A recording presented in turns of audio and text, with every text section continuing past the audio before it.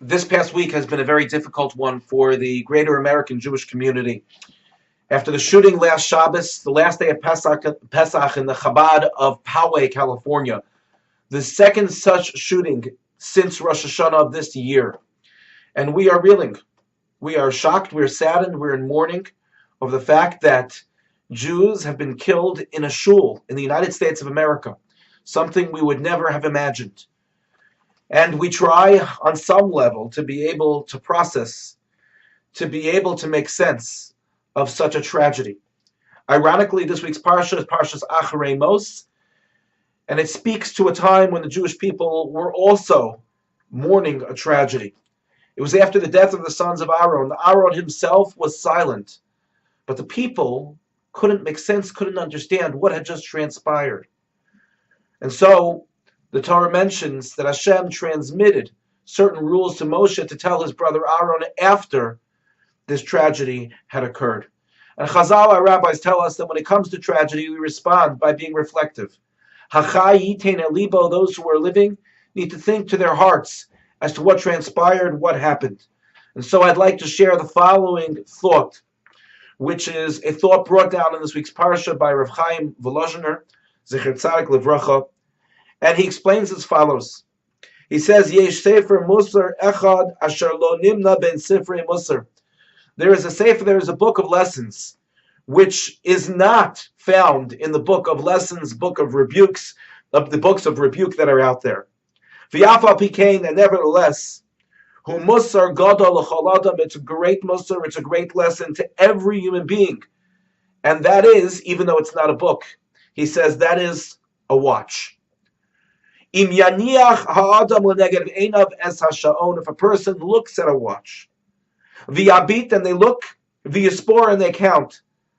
They count the seconds, they count the minutes, they count the hours, they even count the days. And they notice, they see that the seconds are moving, the minutes are changing, the hours are changing, the days are changing. Minute after minute, hour after hour, day after day. A person notices that time is precious, life is precious. Every moment that we have is so precious. And it is our neshama, our soul, our Jewish soul, that is looking, that is desiring to feel, to be nourished. And the way that our soul is nourished is by learning Torah and performing mitzvos. He says if a person looks at this watch, they're able to recognize and notice that every moment is a moment of opportunity, a moment in which we have the ability to change the world around us and to make an impact on our lives, to feed our very hungry souls. We live in a world in which there is terrible evil, and we want to extinguish the evil by performing mitzvos, by learning Torah, by bringing light into the world, as was the task given to our forefather Avraham Avinu, in which he was supposed to be a light unto the world, and we to this day have that task and collectively have the same goal. So as we confront tragedy, we recognize the fact that we are placed in this world to be able to extinguish darkness with the flame of Torah.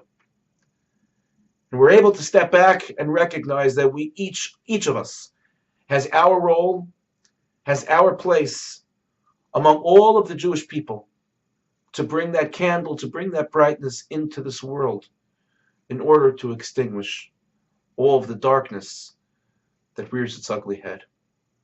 May we be zocha, may we merit to rid this world of evil, and so that the world can truly see the beauty and the light that the Jewish people contribute to it. Thank you for listening, and have a good Shabbos.